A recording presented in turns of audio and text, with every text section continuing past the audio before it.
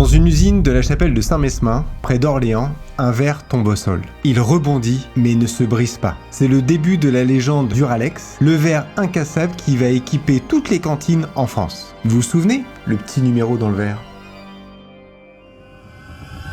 79 ans plus tard, cette même entreprise vient de réaliser son 4e dépôt de bilan en l'espace de 20 ans. 4 fois Duralex est morte, 4 fois Duralex est revenu à la vie. Et en 2025, quelque chose d'extraordinaire vient de se produire. Plus de 20 000 Français ont donné plus de 20 millions d'euros à Duralex. Ces mêmes Français qui ne connaissent pas Duralex ont investi cet argent pour sauver cette entreprise d'une mort certaine. Aujourd'hui, je vais vous raconter l'histoire d'une entreprise industrielle la plus incroyable en France. Une histoire de chute, de trahison et de crise, mais surtout de mobilisation collective. Et à la fin, vous comprenez pourquoi cette histoire concerne chaque dirigeant d'entreprise, quelle que soit sa taille.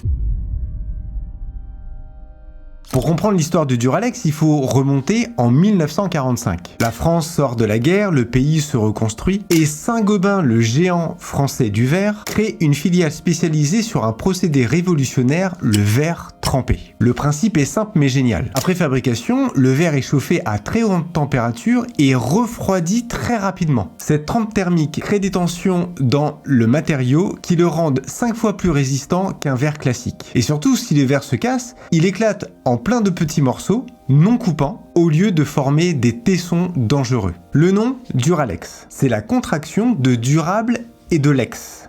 Durable, je pense que vous voyez ce que ça veut dire. Lex, ça veut dire loi en latin. C'est le verre qui dure par définition. Dans les années 50 à 60, Duralex devient un véritable symbole. Le verre Picardie avec ses facettes reconnaissables équipe toutes les cantines en France. C'est plus qu'un produit, c'est une Madeleine de Proust en verre trempé. Pendant 50 ans, Duralex prospère tranquillement sous l'aile protectrice de Saint-Gobain. L'usine de la chapelle Saint-Mesmin tourne à plein régime, des millions de verres sortent des chaînes chaque année. Mais en 1997, Saint-Gobain décide de se recentrer sur ses activités stratégiques et décide de se séparer de Duralex. Duralex vient d'être acheté par un consortium d'anciens cadres et d'investisseurs. Le plan, il est très ambitieux, il faut moderniser l'outil de production et développer de nouveaux marchés. Pour cela, il faut 5 millions d'euros d'investissement, le tour de table est bouclé, tout est prêt. Sauf qu'au dernier moment, une banque se retire. Et avec ce départ, c'est 5 millions d'euros qui s'évaporent du jour au lendemain. Les nouveaux propriétaires n'ont pas de plan B, pas de réserve, et ils ont tout misé sur ce financement. Les clients attendent des produits qui ne peuvent pas être fabriqués, les ventes s'effondrent. Le premier trimestre 2005, le chiffre d'affaires est inférieur de 50% par rapport aux prévisions. 50%, vous imaginez, vous prévoyez 10 millions d'euros de chiffre d'affaires, vous n'en faites que 5, alors que les prévisions d'activité et votre structure de coût, vous aviez prévu 10 millions de chiffre d'affaires. 3 juin 2005, Duralex est placé en redressement judiciaire. C'est le premier dépôt de bilan et l'entreprise a 6 mois pour trouver un repreneur. Et c'est une première leçon pour nous, chefs d'entreprise. Un prévisionnel trop optimiste, c'est une mort assurée. Un repreneur se présente, Sinan Solmaz, un homme d'affaires turc. Il rachète Duralex et promet de relancer l'entreprise. Ce qui va se passer ensuite est tout simplement scandaleux. En quelques mois, Sinan Solmaz organise le pillage de Duralex. Les machines de production démontées et expédiées en Turquie. Les moules, le patrimoine technique de l'entreprise, transférés vers ses propres usines. 85 conteneurs de marchandises vendus à 20% de la valeur à une société qu'il contrôle. Les créances clients encaissées sur un compte personnel à Dubaï. Le détournement est estimé à 4,5 millions d'euros. Le 1er avril 2008, Duralex est placé en état de cessation de paiement. Le 26 juin 2008, la liquidation judiciaire est prononcée. Le passif s'élève à 22 millions d'euros.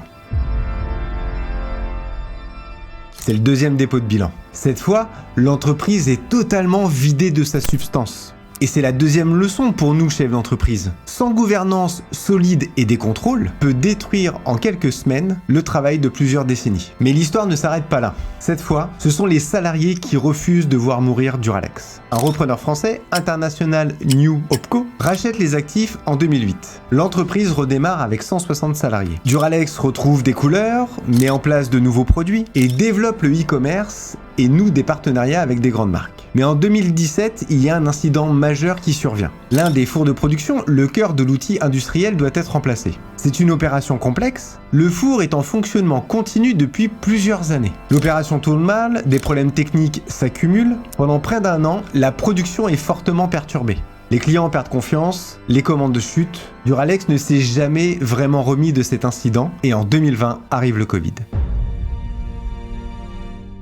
Mars 2020, confinement, les restaurants ferment, les cantines scolaires ferment. Or, ces clients professionnels représentent une part importante du chiffre d'affaires de Duralex à cette époque. Du jour au lendemain, les commandes s'arrêtent. L'entreprise, déjà affaiblie par l'incident de 2017, ne peut pas subir le choc. 23 septembre 2020, c'est l'ouverture d'une procédure en redressement judiciaire. Le 28 janvier 2021, le tribunal arrête un plan de cession total. En clair, l'entreprise est liquidée et les actifs sont cédés à un nouveau entrepreneur, New Duralex International. C'est le 3e dépôt de bilan. 248 salariés sont transférés au nouveau repreneur, mais l'entreprise qu'il retrouve est complètement exsangue. La guerre en Ukraine éclate. Vous vous demandez peut-être quel peut être le rapport avec Duralex ? Eh bien le rapport c'est l'énergie. Pour faire fondre du verre, il faut des températures jusqu'à 1500 degrés. Les fours de Duralex fonctionnent au gaz naturel 24 heures sur 24 et 7 jours sur 7. En 2022-2023, les prix du gaz explosent complètement et pour Duralex, c'est une véritable catastrophe pour son outil de production. Fin 2022, à cause de l'augmentation des prix, Duralex est obligé de mettre son four principal en veille pendant 5 mois. Et un four à verre ne s'arrête jamais, l'arrêter, c'est un vrai risque technique majeur. Pendant 5 mois, la production est quasi nulle, les clients se tournent vers la concurrence. Le chiffre d'affaires s'effondre, il passe en 2022 de 30 millions d'euros à 26 millions en 2023. En avril 2024, la maison française du verre, qui est l'actionnaire principal de la société New Duralex International, demande l'ouverture d'une procédure collective. Et 3 mois plus tard, le 26 juillet 2024, le redressement judiciaire est converti en liquidation judiciaire. C'est le 4e dépôt bilan. Cette fois c'est fini, plus personne veut reprendre l'entreprise. En juillet 2024, la liquidation est prononcée. Les 240 salariés de Duralex apprennent qu'ils vont perdre leur emploi. L'usine va fermer et les machines sont vendues à la casse. Sauf que ces 240 personnes refusent cette situation. Ils se réunissent, ils discutent et ils prennent une décision folle, racheter l'entreprise. Pour cela, ils vont créer une SCOP, une société coopérative dans laquelle chaque salarié détient une partie du capital. Et puis, dernièrement, en 2025, ils décident de lancer une campagne de financement participatif. L'objectif initial est de lever quelques millions d'euros pour compléter leur financement obtenu auprès de la Banque des Territoires et des investisseurs régionaux. Ce qui se passe ensuite dépasse toutes les prévisions. En quelques jours, des milliers d'euros arrivent, puis des dizaines de milliers, puis des centaines de milliers d'euros. Les gens investissent 100 euros, 500 euros, 5000 euros, voire plus quelquefois. Mais qui sont ces investisseurs ? Des nostalgiques. C'est des gens qui ont grandi avec le verre Duralex dans leur cantine. C'est des militants du Made in France. Des citoyens qui en ont marre de voir les usines fermées. En quelques semaines, c'est presque 20 millions d'euros de levée. C'est un record absolu pour une campagne de financement participatif dans le secteur industriel en France. Duralex est morte 4 fois et 4 fois elle est revenue à la vie.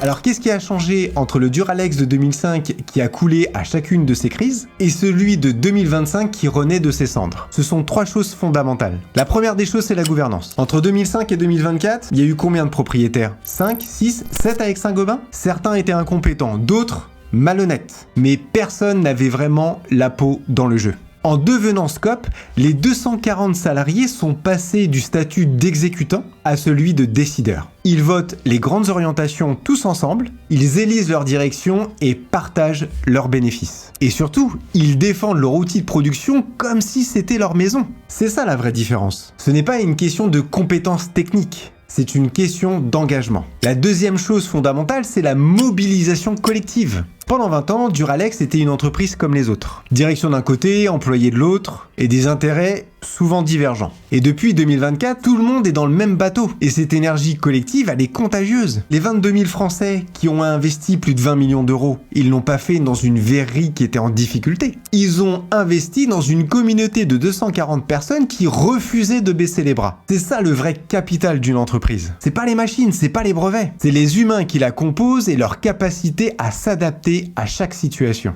Et c'est exactement pour ces raisons qu'on a créé Altavis. Parce qu'on s'est rendu compte que ce qui s'est passé avec Duralex peut s'appliquer à toutes les entreprises, quelle que soit leur taille. Que vous dirigiez une verrerie de 240 personnes ou que vous ayez un cabinet de conseil de 12 personnes ou une agence de 5 personnes, les principes sont les mêmes. Avoir une gouvernance claire et des contrôles solides pour éviter les catastrophes. Mobiliser vos équipes autour d'une vision partagée. Pensez à long terme plutôt que subir à court terme. L'histoire de Duralex nous apprend quelque chose, ce n'est pas la taille, ce n'est pas le secteur, ce n'est même pas la solidité financière qui fait la résilience. Aujourd'hui, quand vous buvez dans un verre Duralex, vous ne buvez pas juste dans un verre, vous buvez dans un symbole de résilience. Si cette histoire vous inspire, que vous voulez appliquer ces principes à votre propre entreprise, on peut en discuter. Le lien est en description pour réserver un diagnostic gratuit de 30 minutes. On regardera ensemble où vous en êtes de ces 3 piliers: gouvernance, mobilisation, vision. Et si vous avez aimé ce format d'histoire, abonnez-vous et rappelez-vous, ce n'est pas la chute qui compte, c'est la capacité à se relever. À très vite.